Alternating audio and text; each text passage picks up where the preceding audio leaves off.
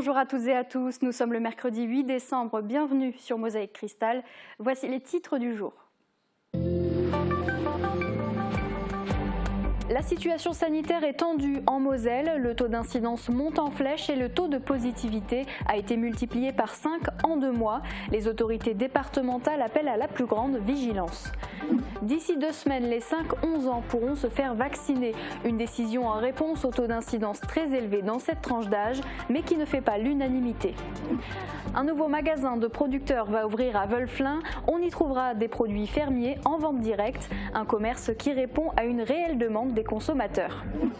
Le bazar Topi de Noël fait son grand retour à Meisenthal, un marché d'artisans et de créateurs locaux organisé par l'association Artopi, l'endroit idéal pour trouver des idées de cadeaux à offrir pour Noël. Artopi, c'est aussi un lieu culturel qui accueille de nombreux artistes. Dimanche, la compagnie de l'Ours Rousse y a présenté un spectacle d'ombre pour sensibiliser à l'autisme. Et à Sarreguemines, les peintres Georges Mourer, Stéphane Biou et son élève Marie-Louise Rebmeister exposent leurs peintures, l'un en mairie de Sarreguemines et les autres au Casino des Faïenceries. 2 expositions à découvrir jusqu'à dimanche. J-16 avant Noël, vous avez certainement hâte de vous retrouver en famille et d'ouvrir vos cadeaux, mais connaissez-vous l'histoire de celui qui vous les apporte? Eh bien, Morane va nous raconter l'histoire du Père Noël aujourd'hui. Absolument, on va aussi parler de ce qui gravite autour, et puis on parlera aussi d'un certain Christkindl. Très bien, on a déjà hâte, à tout à l'heure. Et dans cette émission, on s'intéressera également à la socialisation des tout-petits, un processus qui commence dès la naissance et qui se poursuit à la crèche, à l'école et dure tout au long de notre vie. Allez, on commence ce journal avec un point sur la situation sanitaire dans le département. Le taux d'incidence monte en flèche et le taux de positivité a été multiplié par 5 en l'espace de 2 mois. Alors pour faire face à la 5e vague et face à l'émergence du variant Omicron, les autorités mosellanes sont en alerte et appellent à la plus grande vigilance en cette période de fête. Reportage de Pauline Lermite. Un taux d'incidence quasiment multiplié par 10 en l'espace de 2 mois, passant de 40 à 353 cas pour 100 000 habitants. À l'approche des fêtes de fin d'année, en Moselle, la plus grande vigilance est de mise. Le préfet Laurent Touvet a d'ailleurs annoncé la semaine dernière le retour du masque en extérieur dans 39 communes du département. Je fais appel à la responsabilité de chacun. La responsabilité qui consiste à rester prudent, à rester à distance. Malheureusement, on ne se serre pas la main, on ne s'embrasse pas. C'est vraiment indispensable, à la fois pour ne pas venir encombrer l'hôpital qui est déjà bien chargé, puis pour ne pas s'y retrouver soi-même. Dans les établissements de santé, justement, en Moselle, 222 personnes sont aujourd'hui hospitalisées Covid-19, dont 26 en réanimation. 4 hôpitaux sont déclarés en tension, Claude Bernard, Robert Schumann, le centre hospitalier de Sarreguemines et le CHR Metz-Thionville. Pour autant, dans cet établissement, il n'est pas encore question d'activer le plan blanc, un dispositif qui permettrait de rappeler du personnel et de déprogrammer des opérations. Nous cherchons à avoir un fonctionnement entre nous, qui soit un fonctionnement dans lequel nous pouvons gérer au mieux l'adressage des patients sur un établissement ou un autre, de sorte à optimiser les lits, à optimiser les personnels qui sont présents et à éviter évidemment au maximum de rappeler du personnel. Et on pense en particulier à cette période de Noël qui arrive, sur laquelle on souhaiterait tous, autant que nous sommes, je pense, à la fois pouvoir laisser nos blocs opératoires opérer, mais aussi éviter de rappeler nos personnels pendant des périodes de congés annuels. À ce stade, 75% des Mosellans ont un schéma vaccinal complet et 145 000 d'entre eux ont déjà reçu leur dose de rappel. Dans le département, 27 centres de vaccination sont actuellement ouverts. Et avec cette reprise de l'épidémie, les hôpitaux de l'arrondissement sont sous tension. Au centre hospitalier de Sarreguemines, on recense 23 tests positifs sur 587 réalisés, 16 patients hospitalisés, dont 3 en réanimation. Ce sont les chiffres publiés hier. Et le port du masque en extérieur fait son grand retour dans les communes de plus de 5000 habitants. Qu'en pensent les citoyens sarregueminois? Réponse au micro de Christelle Reviaco et Uranie Tozic. Que pensez-vous des mesures barrières actuelles et notamment le retour du port du masque dans certaines communes? Voilà, là-dessus je suis assez d'accord parce que ça remonte quand même en flèche, donc Si ça peut éviter d'aggraver encore la chose, oui, je suis pour. Je suis pas forcément pour parce qu'on est à l'extérieur. Bon, après, s'il faut le porter, il faut le porter. On n'a pas le choix de toute façon. Je trouve malheureux que les personnes ne suivent pas les gestes barrières. Après, ce que je trouve aussi quelque part aberrant, c'est que les personnes vaccinées comme moi, on doit suivre le troupeau, enfin suivre toute la population, alors que quand c'est fait vacciner pour une raison simple, c'est pour retrouver une vie normale qu'on n'a pas après tout. Bon, je pense que si on porte le masque en ce moment, c'est qu'on en a bien besoin. Personnellement, je suis contre, mais bon, ça n'engage que moi. Je pense que si les gens sont vaccinés à un moment donné, il va falloir quand même pouvoir enlever le masque, quoi. Bah pareil, je trouve que ça commence à être long et je pense qu'on en a tous ras-le-bol, quoi. Moi, je passe pas mal de temps sur Paris. Quand je vois dans le métro, quand on a les transports en commun là-bas, ça fait peur. Hein. Il n'y a même pas 5 cm de distanciation. Hein. Et surtout les meetings politiques, et puis, où, voilà. où ils ont le droit de ne pas être masqués, quoi. On nous demande, nous, de faire les gestes barrières, mais vous avez regardé nos hommes politiques quand ils les montrent à la télé. Ces gens-là, ils nous dictent à nous comment nous comporter et eux-mêmes, bon. Donc c'est un grand foutage de gueule. Est-ce que vous pensez qu'il y a un relâchement ? Certains endroits, oui. Vu comme ça remonte, c'est qu'il y a forcément un relâchement quelque part. Non ? Honnêtement, je trouve qu'il n'y a pas beaucoup de gens qui le respectent, mais vaudrait mieux. Enfin, moi aussi, des fois, je l'enlève et tout, parce qu'après, toute une journée avec le masque en extérieur, c'est chaud quand même. On essaye au maximum quand même, parce que bon, la maladie est toujours là, et puis apparemment, malgré la vaccination, ça ne change pas tellement, alors donc on essaie quand même de faire un maximum, quoi. Et le Premier ministre Jean Castex a annoncé l'ouverture de la vaccination pour les 5-11 ans dans les prochaines semaines. Une réponse notamment au taux d'incidence faramineux dans cette tranche d'âge, une décision qui ne fait pas l'unanimité, à en juger par les réponses des parents recueillies à la sortie de l'école. Reportage. La vaccination dès 5 ans, cela devrait être possible d'ici 2 semaines. Seulement pour l'instant, la plupart des parents n'y sont pas favorables. Je suis pas du tout pour. Il n'y a pas assez de retours déjà pour les adultes, donc sur les enfants, je trouve que c'est encore pire, quoi. Il y a plus de questions à se poser sur les effets négatifs. Je me suis fait moi-même vacciner et on n'a pas assez de recul dessus. J'ai eu pas mal d'effets secondaires et pour moi, mes enfants, j'ai fait les vaccins principaux. Pour le moment, on va attendre un petit peu. Ils prennent pareil des précautions, il y a les mesures sanitaires. Après, voilà, ils portent le masque, on fait en sorte qu'il y ait le moins de transmission possible. Après, voilà, moi je suis contre la vaccination pour le moment. Pour le moment, il ne veut pas qu'on le vaccine, donc on tiendra compte de son avis. Il y a aussi une contradiction, c'est qu'il y a beaucoup d'adultes encore qui ne sont pas vaccinés, alors qu'on va vacciner les enfants qui sont certes porteurs du virus, tout le monde en parle, mais il n'y a aucune raison de s'en prendre aux enfants, alors qu'il y a encore tellement d'adultes qui ne sont pas vaccinés. Le 3 décembre en Moselle, le taux d'incidence chez les moins de 10 ans avoisinait les 500 cas pour 100 000. C'est tout simplement la tranche d'âge la plus touchée.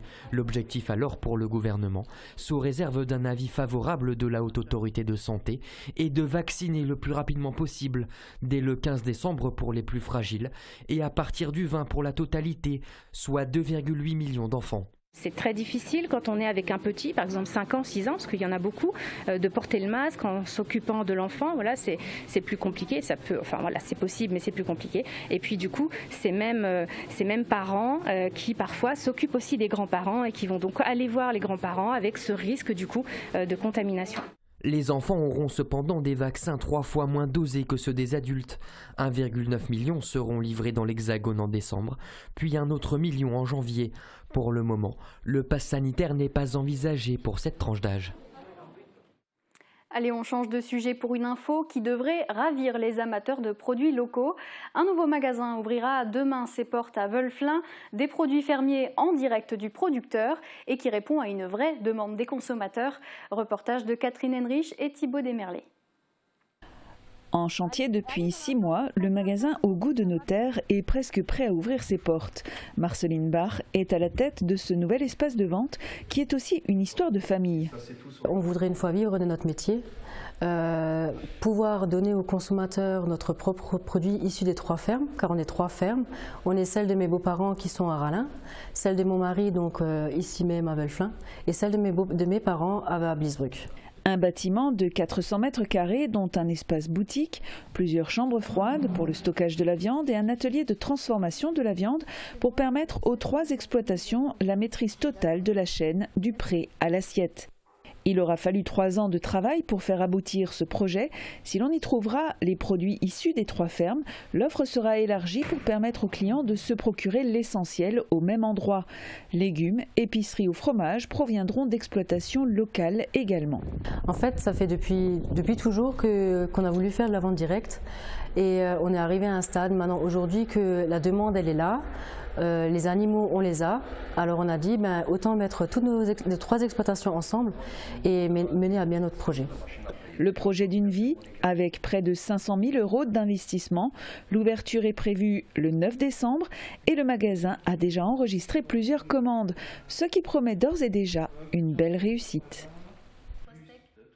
Et à l'approche de Noël, Artopi organise son grand bazar, le bazar Topi. Il est de retour cette année après une saison blanche l'an passé. L'occasion de trouver des cadeaux à offrir pour les fêtes, mais aussi de profiter de son ambiance chaleureuse. Morane Grandcola était sur place. C'est le grand retour du bazar Topi de Noël à Meisenthal. Les 3 week-ends précédant Noël, Artopi organise son traditionnel marché des artisans et créateurs locaux où l'on retrouve de nombreux produits. Sérigraphie, peinture, vêtements, sculptures, bijoux et papeterie, il y en a pour tous les goûts. Cette année, 60 exposants ont répondu présents, tout comme les visiteurs. On vient depuis plusieurs années maintenant, à l'arrivée de l'hiver, c'est un peu notre rituel de Noël. On vient toujours à Meisenthal pour les nouvelles boules de Noël et juste après on vient ici pour voir ce qu'ils proposent. L'année dernière, l'événement n'avait pu se tenir en raison de la crise sanitaire. Cette fois, ça y est, les festivités sont lancées jusqu'à la fin de l'année.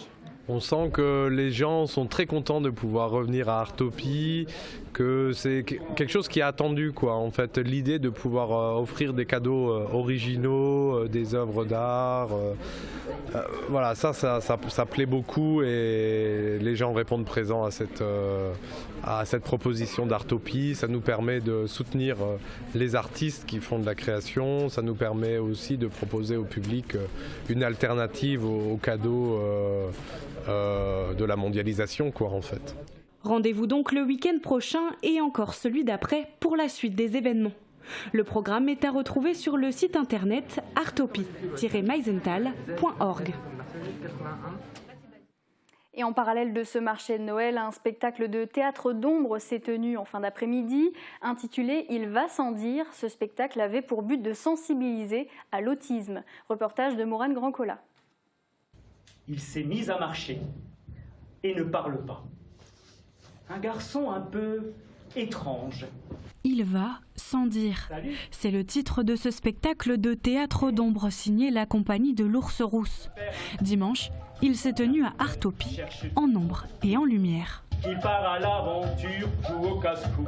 C'est l'histoire d'un papa qui n'arrive pas à communiquer avec son fils.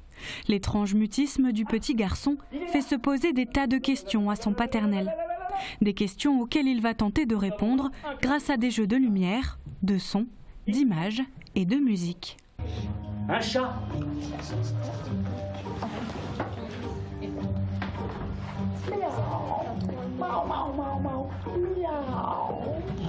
Un spectacle humain et poétique qui sensibilise à l'autisme.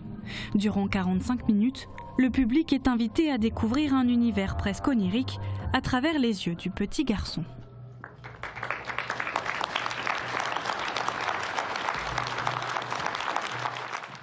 Et de retour à Sarreguemines où l'art s'impose au Casino des Faïenceries le temps d'une semaine.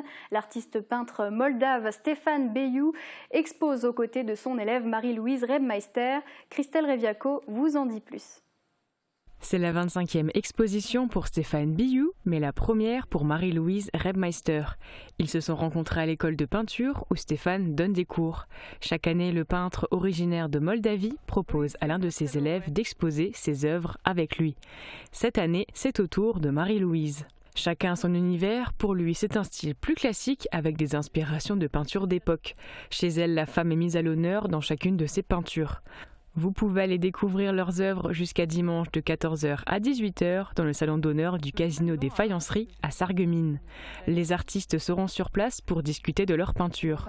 L'entrée est gratuite, mais notez que le pass sanitaire est obligatoire. Et non loin de là, un nouvel artiste a déposé ses œuvres à la mairie de Sarreguemines. Il s'agit de Georges Mourer, peintre à la retraite. Le Sarregueminois propose aux visiteurs de voyager d'est en ouest, comme le nom de son exposition l'indique.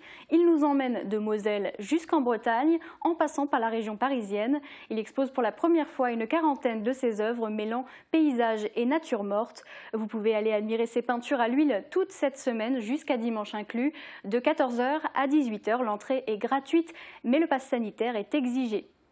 Et si avec tout ça, vous n'avez toujours pas trouvé la sortie culturelle faite pour vous, Morane en a encore quelques-unes. C'est tout de suite dans la chronique culture.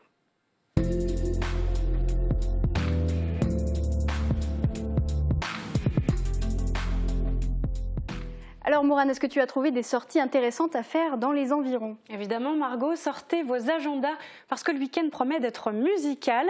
Alors samedi soir, la saison culturelle de Sarreguemines se poursuit avec un concert du Quatuor Breaking Bass. Ce sont 4 contrebassistes de l'Orchestre Philharmonique de Strasbourg qui vous plongeront dans un monde sonore inédit. C'est à 20h à l'auditorium du Casino, tarif 10 €. Vous pouvez acheter vos billets en ligne directement sur le site internet de la ville. Samedi, toujours un autre concert est prévu, mais cette fois à la Halle Verrière de Meisenthal. Suzanne se produira sur la scène de la Boîte Noire, conteuse d'histoires vraies sur fond de musique électro. Elle a été récompensée aux Victoires de la musique en 2020 et elle a aussi été nommée dans la catégorie artiste féminine aux Victoires de la musique 2021. Ouverture des portes à 20h et tarif en prévente 24 €. Et dimanche, en attendant Noël, les chorales du parc de Sarreguemines et Saint-Michel de Neufgrange vous donne rendez-vous à 16h à l'église Saint-Michel de Neufgrange. Au programme, une sélection d'œuvres qui racontent l'histoire de Noël. L'entrée est gratuite, mais vous pourrez faire un don. L'argent récolté sera reversé à l'association La Cordée d'Ounabé qui soutient la rénovation d'un groupe scolaire au Togo. Voilà Margot. Merci beaucoup Morane. Et donc pour ta chronique du jour, tu as choisi de nous parler du Père Noël. Et oui, hein, Margot, le gentil Papa Noël qui ramène des cadeaux aux enfants sages le soir du réveillon. Alors sais-tu d'où vient la légende du Père Noël, Margot? J'ai cru comprendre qu'elle venait du Saint-Nicolas. Et oui, alors on le remarque dans son apparence déjà. Oula. Non. Alors effectivement, je crois que c'est pas la bonne photo. C'était pas ça. Ouais. Je comprends pas. Ah, la régie. Arrêtez de fouiller mon cloud, s'il vous plaît. Merci beaucoup. Alors voilà, comme je le disais, on le remarque dans son apparence. Donc la barbe blanche, comme celle du Saint-Nicolas, le manteau rouge, comme celle du Saint-Nicolas. Alors le Père Noël, lui, se balade avec son renne. Le Père Noël, pardon, se balade avec son renne. Le Saint-Nicolas avec son âne. Oui, plutôt dans ce sens-là. Et puis aussi son nom, hein, en fait, dans certains pays, le Père Noël, on l'appelle Santa Claus. Klaus qui vient de Niklaus, Nikolaus, Nicolas, Saint-Nicolas, tout se recoupe, voilà. Le fameux Santa Claus, évidemment. D'ailleurs, je crois qu'il vit au pôle Nord, le Père Noël. Alors oui, le pôle Nord, c'est vaste. Hein. En fait, selon la légende, il vivrait en Laponie, donc c'est au nord de la Finlande, et plus précisément dans le village de Rovaniemi. Alors c'est la capitale de la Laponie finlandaise. Et est-ce que tu savais, Margot, qu'il existe réellement un village du Père Noël? Non, c'est pas vrai. Je t'assure. Alors ça s'appelle le Santa Claus Village. On le voit ici. En fait, c'est un parc à thème de Noël qui est situé en fait dans la banlieue de Rovaniemi, où l'on peut rencontrer le Père Noël et ses lutins, on peut caresser ses rennes et on peut aussi visiter la maison de la Mère Noël. Alors c'est assez incroyable. Moi, si on m'avait dit petite, qu'est-ce que tu veux faire comme métier plus tard, j'aurais dit je vais devenir lutin du Père Noël là-bas. C'est vrai que ça a l'air pas mal comme métier. Alors pour en revenir à la légende du Père Noël, moi il y a une question quand même qui me tracasse depuis ma tendre enfance. Dis-moi tout. Pourquoi est-ce que le Père Noël passe par la cheminée pour rentrer chez nous? Eh bien parce qu'il est trop feignant pour passer par la porte, comme tout être humain civilisé. Alors après, c'est pas sa faute, hein. Il a énormément de maisons à livrer, donc c'est plus simple, hein. Le traîneau se pose sur le toit, conduit de cheminée parfait, il se laisse glisser dedans, c'est un gain de temps énorme, finger in the nose. Après, c'est vrai qu'aujourd'hui, c'est pas très facile pour lui. Et pourquoi ? Parce qu'aujourd'hui, de plus en plus de foyers s'équipent de pompes à chaleur ou de poêles à peler. Donc, comment il fait le Père Noël maintenant? Oui, c'est sûr que les cheminées, c'est plus trop d'actualité dans les maisons. Alors, mais il trouvera sûrement un moyen, évidemment, parce que c'est le Père Noël. Mais oui. Voilà. Mais savais-tu que ça n'a pas toujours été le Père Noël?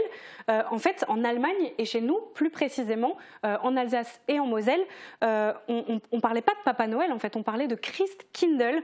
Et ce n'était pas un homme, mais une femme. C'était une femme. Oui. Alors la légende raconte qu'une jeune femme vêtue de blanc, donc d'un voile blanc et d'une robe blanche, apparaîtrait le soir de Noël. Elle incarnerait l'enfant Jésus et c'est elle qui viendrait en fait déposer les cadeaux aux enfants. Alors selon certaines sources, cette légende, elle se serait inspirée de la Sainte Sophie qu'on célèbre le 13 décembre. Donc la Sainte Sophie, elle marque en fait le début de l'Avent. Donc la Sainte Sophie, elle est aussi habillée en blanc, mais elle a une couronne de cierges, de bougies sur la tête. Pas du tout dangereux, voilà. Mais en tout cas, moi, si je devais voir arriver une femme en blanc le soir de Noël, je flipperais un petit peu. Je préfère largement voir le Père Noël avec sa jolie fourrure et sa jolie barbe. Effectivement, moi aussi. Merci beaucoup, Maurane. Sous le sapin. Et celui-là, j'imagine que tu aimerais bien le recevoir aussi en cadeau. Merci, Maurane. La grosse fourrure et le joli bonnet est de mise pour tout le monde en ce moment.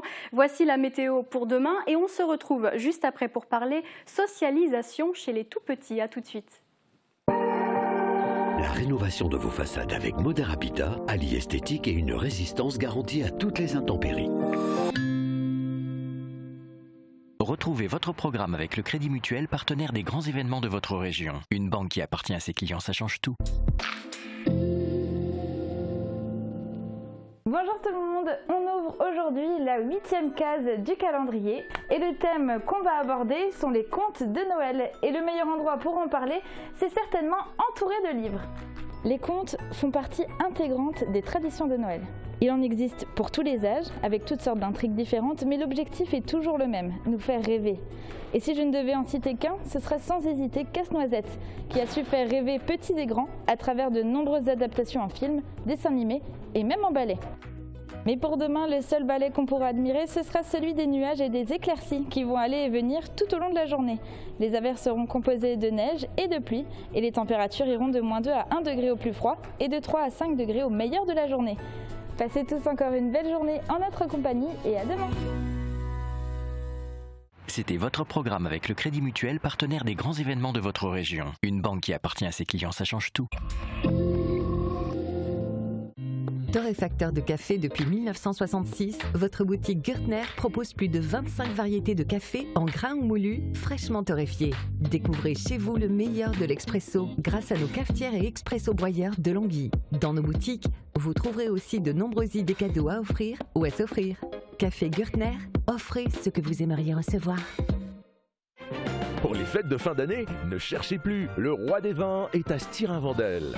Retrouvez un grand choix d'idées cadeaux, des alcools, des spiritueux et plus de 3500 références de vins. Et juste à côté, découvrez votre toute nouvelle chocolaterie Jacques Bockel. Création chocolatée d'exception et gourmandise pour tous les goûts. Le roi des vins à Styrin-Wendel, où choisir devient un plaisir. Et si les créateurs italiens influençaient l'aménagement de votre maison ?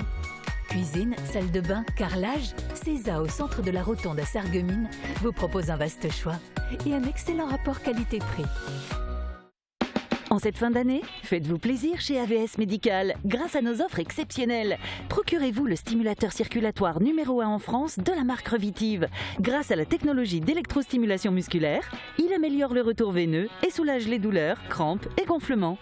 Pour un stimulateur Revitive acheté dans nos centres de santé, un sac de transport et des électrodes d'une valeur de 69,80 € sont offerts. AVS Santé, notre métier, vous accompagner. Vivez un Noël aux couleurs de l'Italie avec Italia del Gusto. Toutes les meilleures spécialités italiennes à offrir ou savourer. Italia del Gusto, 2 rue des Généraux Crémer à Sarreguemines.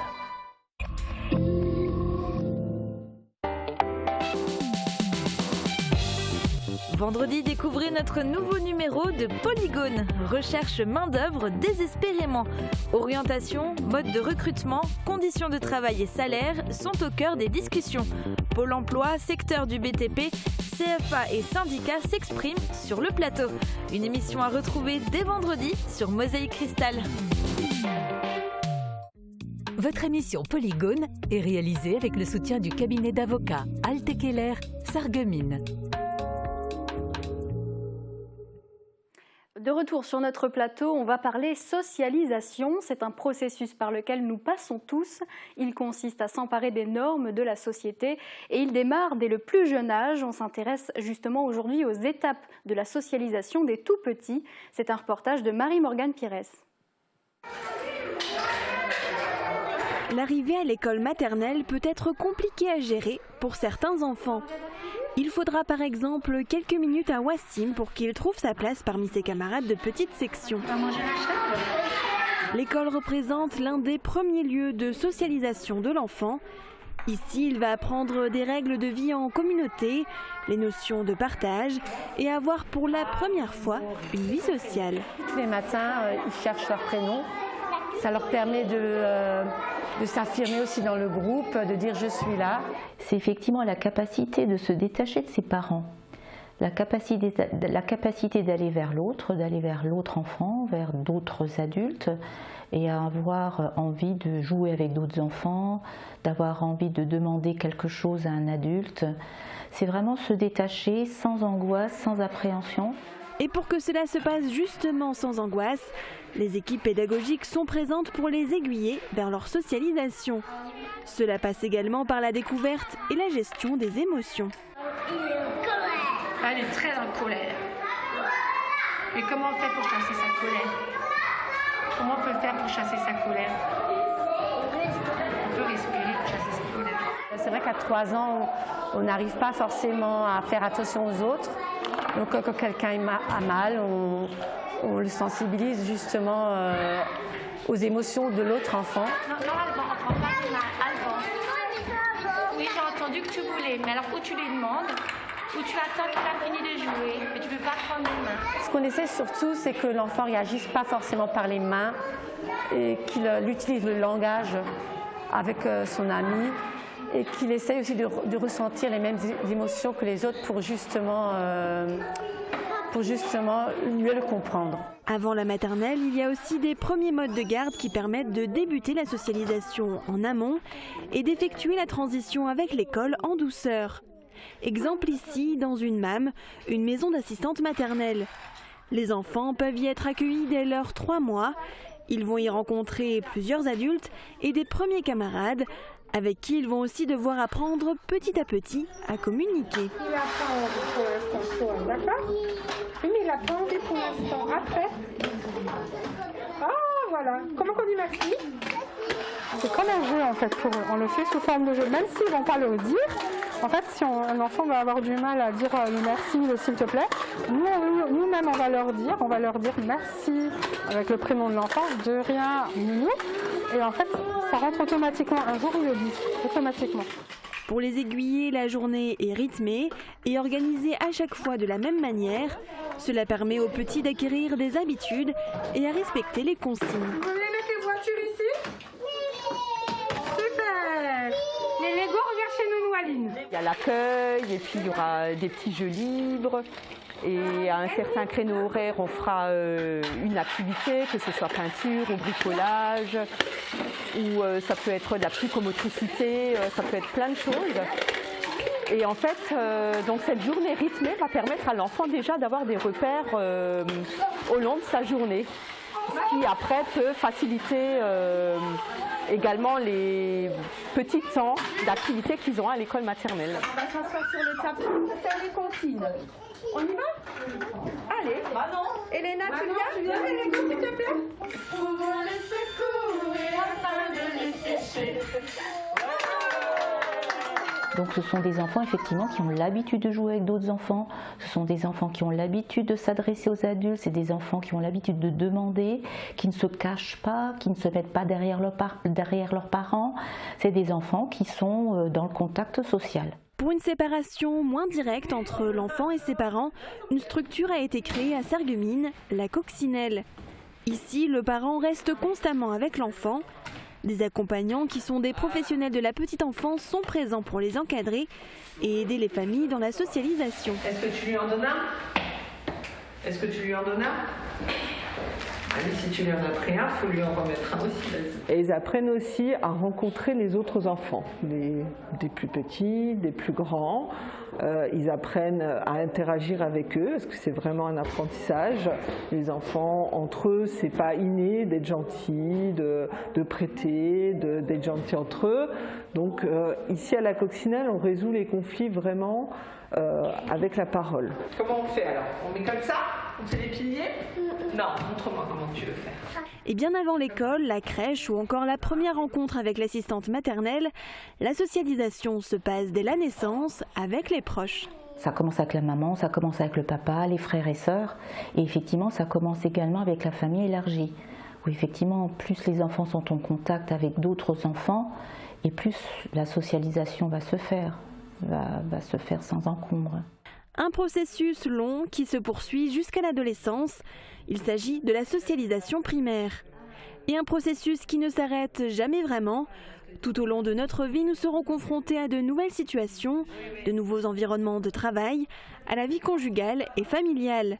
Et il s'agit là de la socialisation secondaire. Et c'est la fin de ce journal. Si vous avez manqué le début, ce programme est rediffusé en boucle jusqu'à demain midi. Vous retrouverez alors une nouvelle édition présentée par Julia Bitran. Excellente journée à toutes et à tous sur Mosaïque Cristal.